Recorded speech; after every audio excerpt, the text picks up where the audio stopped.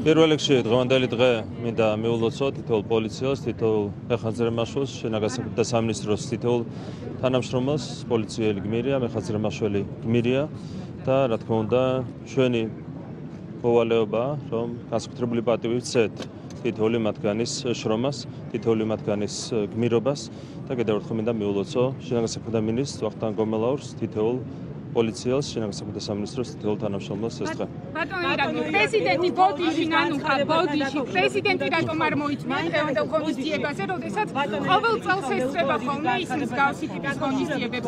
ნანუკა უხერხულია დავსვით პრეზიდენტზე გითხრა და ასევე ირაკლი ღარიბაშვილი რატომ არ იყო, როგორც ყოფილი შინაგან საქმეთა მინისტრი და მოქმედი თავმჯდომარე და გაუქმდეს და მისი გაკეთილშობილება არის შეუძლებელი. ნანუკა კითხვა დავსვი პრეზიდენტზე და პირველ რიგში რაც შეეხება პრეზიდენტის არყოფნას დღევანდელ ღონისძიებაზე, ეს აბსოლუტურად ლოგიკურია.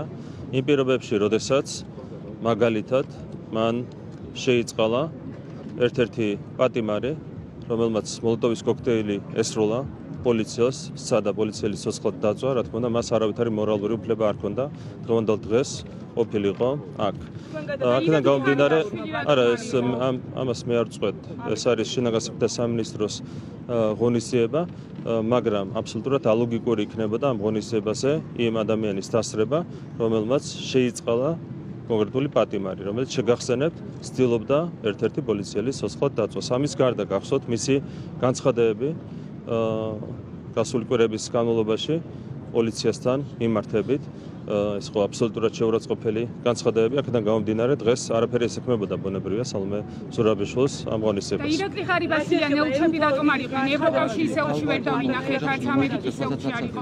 გასაგებია რომ ჩემი ინფორმაციით ყველა მათგანი იყო მოწვეული. ირაკლი ღარიბაშვილიც იყო მოწვეული ამ ღონისძიებას, თუმცა მან ვერ მოახერხა დასწრება, რაც შეეხება ელჩებს. ყველა ელჩი არავითარი რა თქმა უნდა, შეში არ არის ყველაფერი. რაც შეეხება ელჩებს, ყველა ელჩი იყო მოწვეული. მე არ ვიცი ვინ ესწრებოდა, ვინ არ ესწრებოდა. მე დარწმუნებული ვარ, რომ უპატივცემულობას ქართული პოლიციის მიმართ არავინ გამოხატავდა. ბატონო, ეუთო ოდირზე დავსვით ხოლმე პასუხი საფრანგეთში ვალდებულება აქვს შევასრულოთ და ასევე მათგან ეუთო ოდირის დოკუმენტს აქვს ზუსტად იგივე ფასი, რაც ვენეციის კომისიის დოკუმენტს. ეს არის სარეკომენდაციო დოკუმენტი და ჩვენ ვართ ვალდებული გავიზიაროთ მხოლოდ ისეთი შენიშვნები, რომლებიც ეფუძნება სამართლებრივ არგუმენტებს. ამ შემთხვევაში ეუთო ოდირის დოკუმენტი არ ეფუძნება არავითარ სამართლებრივ არგუმენტებს, პრაქტიკულად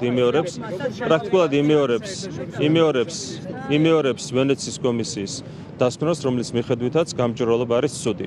ამ დროს ყველამ ვიცით, რომ გამჭვირვალობა არის ერთ-ერთი უმთავრესი ევროპული ღირებულება და გამჭვირვალობა ვერ იქნება ცუდი. აქედან გამომდინარე იმ დოკუმენტს, რომელიც ამბობს, რომ გამჭვირვალობა არის ცუდი, ჩვენთვის ვერ ექნება სამართლებრივი ღირებულება. შესაბამისად, ჩვენ ვიმოქმედებთ იმ პრინციპების მიხედვით, რომლებსაც დაეფუძნა თავიდანვე ევროპის კავშირი.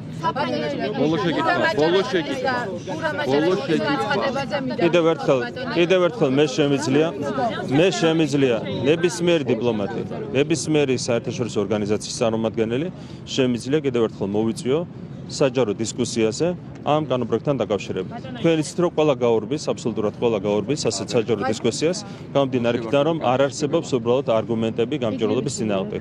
კიდევ ერთხელ ვართ აბსოლუტურად ღია და გახსნილი საჯარო დისკუსიისთვის საზოგადოების თვალწინ. რადგან ყველა გაურბის კრიტიკა უნდა იყოს არგუმენტირებული. რადგან ყველა გაურბის საჯარო დისკუსიას, რატომ გაურბიან საჯარო დისკუსიებს? იმიტომ გაურბიან, რომ არ აქვთ არც ერთი არგუმენტი. უბრალოდ ვერ გექნება არგუმენტი გამჭვირვალობის წინააღმდეგ. არ შეიძლება ამტკიცებდე, რომ საქართველოს მთავრობის ფინანსები უნდა იყოს გამჭვირვალე და უცხოეთის მთავრობის ფინანსები არ უნდა იყოს გამჭვირვალე საქართველოში. ამას რო ამტკიცებ, ეს არის იმხელა ნონსენსი, რომ ასეთ რამეზე რა თქმა უნდა საჯარო დებატებში ვერ დაждები და საჯარო დისკუსიაზე ვერ დაждები. ვინც აპროტესტებდა კანონის მიღებას და მოხდეს ჯაშუშობის ბრალდებით მათი სამართლებრივი რომ გითხრათ შეაფასოს. საქართველოში სამართალი უნდა ახსულდეს, შესაბამისი პროცესი პროცედურების მიხედვით მე არა ვარ სამართალდამცავი უწყება, აქედან გამომდინარე ასეთ საკითხებზე გამიჯერდება რაიმე დეტალური პასუხის გაცემა, თუ ვინმე ჩაიდენს დანაშაულს, რა თქმა უნდა, უნდა გასამართლოს. ეს არის ზოგადი გასაგები. ამერიკა საქართველოს ურთიერთობებზე დიმიტრი სამხარაძემ რაც შეეხება კი, მოდით. ერთი პასუხი, შემდეგ თქვენ და მე თქვენ. მოდით და მე დავასრულოთ. რაც შეეხება ინკენის განცხადება შეგახსენეთ, მან პრაქტიკულად პირდაპირ დაანონსა, რომ გადაიხედება ამერიკა საქართველოს შორის ურთიერთობები ამ კანონის მიერ. კი, გადახედვა ნამდვილად ჭირდება ქართულ-ამერიკულ ურთიერთობებს. მე ამაზე მქონდა გულსრბელი საუბარი ქალბატონ ელჩთან და მინდა გამოვხატო კიდევ ერთხელ პატივისცემა პირადად მის მიმართ. ასევე იგივე თემაზე მქონდა საუბარი ბატონ ობრაიანთან, ქართულ-ამერიკული ურთიერთობები ნამდვილად საჭიროებს გადახედვას, განსაკუთრებით იმ 4 წლიანი პროცესების ფონზე, რომლებიც განვითარდა ჩვენს ქვეყანაში. ყველას გახსოვთ, რევოლუციის ორი მცდელობა, დაემატა მესამე მცდელობა წინა კვირების განმავლობაში.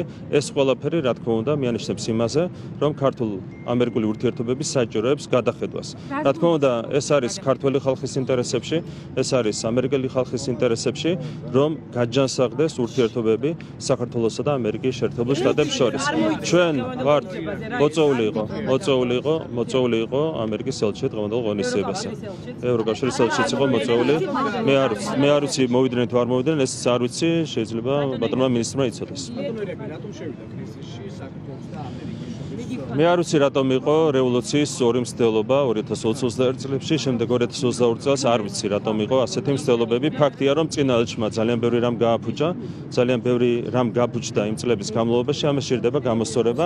აქედან გამომდინარე პირდაპირ იდგნენ მათ შორის ამერიკიდან დაფინანსებული NGO-ები რევოლუციურ სცენაზე, როცა მათ მოითხოვეს მთავრობის გადადგომა და მათი მონაწილეობით მთავრობის ჩამოყალიბება. კიდევ ერთხელ გავიმეორებ, რომ წინა ელჩის პირობებში ძალიან ბევრი რამ გაფუჭდა, ამიტომ ქართულ-ამერიკული ურთიერთობები ნამდვილად საჭიროებს გადახედვას. ჩვენ ყველაფერს გავაკეთებთ იმისათვის, რომ მაქსიმალურად გაჯანსაღდეს ქართულ-ამერიკული ურთიერთობები. ეს შედის როგორც ქართველი ხალხის ინტერესებში, ასევე მე მჯერა ამერიკელი ხალხის ინტერესებშიც. ველოდებოდა დიდი ხანი. საგარეო საქმეთა სამინისტროში დაბარებული იყო. ამას ასევე წინ უძღოდა, რომ ჩვენი ელჩიც იყო დაბარებული საელჩოში და ასევე ესტონეთის პარლამენტში რაც ხდებოდა კითხვები საგარეო საქმეთა მინისტრის აქ ვიზიტთან და აქციაზე გამოსვლასთან დაკავშირებით. ეს ყველაფერი ერთ კონტექსტში ხომ არ განიხილება და როგორც შეაფასებთ. მარცი ლიეტოვაში, როდესაც იბარებენ საქართველოს ელჩს საქართველოში კანონის მიღებასთან დაკავშირებით, ეს რა თქმა უნდა საჭიროებს რეაგირებას. ეს არის უბრალოდ თავხედობა და მეტი არაფერი. რაც შეეხება ესტონეთში გაკეთებულ განცხადებებს, ესეც ძალიან მძიმე შტაბშტილებას ტოვებს. ერთი ის, რომ პრემიერ-მინისტრმა არ იცის, რას აკეთებს მისი საგარეო საქმეთა მინისტრი, ეს არის აბსოლუტურად გაუგებარი და მეორე, პრემიერ-მინისტრის მხრიდან საქართველოში მიმდინარე პროცესების შედარება უკრაინულ მაიდანთან, რომელმაც უბედურებაში გახვია ჩვენი მეგობარი ქვეყანა, არის აბსოლუტურად გაუგებარი პირადად ჩემთვის. ამიტომ არ ვიცი სხვა შეფასებას ამასთან დაკავშირებით ვერ გავაკეთებ. მე უნდა გითხრათ სასტიკ დარბევებთან დაკავშირებით, რომელიც ვიხილით ამ თვენახევრის განმავლობაში გვაინტერესებს. სასტიკი დარბევები არის ტყუილი პირველი, შემდეგ რატომ არ გინდა? ტყუილია. სასტიკი დარბევები. სასტიკი იყო რამდენიმე ინციდენტი იყო, მაგრამ სასტიკი დარბევები არა, სასტიკი დარბევები ჩავასწოროთ იყო ტყუილი. რაც შეეხება ინციდენტებს, კიდევ ერთხელ ვიტყვი, რომ იყო მძიმე, არ იყო მოსაწონი და რა თქმა უნდა საჭირო ამ ყველაფრის შესწავლა, მოკვლევა. ეს არის ჩვენი დამოკიდებულება, კიდევ ერთხელ შემიძლია იგივე დაგიდასტუროთ, მაგრამ სასტიკი დარბევები ეს არის ტყუილი. დიმიტრი სამხარაძემ გავრცელა განცხადება სულ 1 საათის წინ და მან პასუხისმგებლობა აიღო, რაც ხდება ბოლო დღეების განმავლობაში თბილისში, რაც ხდებოდა გუშინ მუქარების შანტაჟები სრული კანონის მოწინააღმდეგეებზე საფრთხთან დახვედრა და თქვა, რომ სწორედ ის იყო ორგანიზატორი ყველაფრის, რაც ვნახეთ გუშინდელი ღამის განმავლობაში და დღევანდელი დღის. საქართველო პირველი ქვეყანა არის მსოფლიოში, ვინც ხელისუფლებაში მყოფი ადამიანები უწყობენ შანტაჟს, ტერორს, მუქარას, არასამთავრობო სექტორს და კანონის მოწინააღმდეგეებს. რა შეგიძლიათ პასუხისმგებლობის აღება არის არასწორი ტერმინი, მაგრამ თქვენ იღებთ ხოლმე პასუხისმგებლობას, როდესაც იწონებთ ხოლმე მაგალითად ძალადობას, კონკრეტულ ადამიანებზე თქვენი არხები იწონებენ ხოლმე ძალადობას, მათ შორის ჟურნალისტებზე. როცა იწონებთ ხოლმე სიების გამოქვეყნებას, ხომ იწონებთ ხოლმე, ამიტომ თქვენს პასუხისმგებლობას მიხედავთ. მადლობა.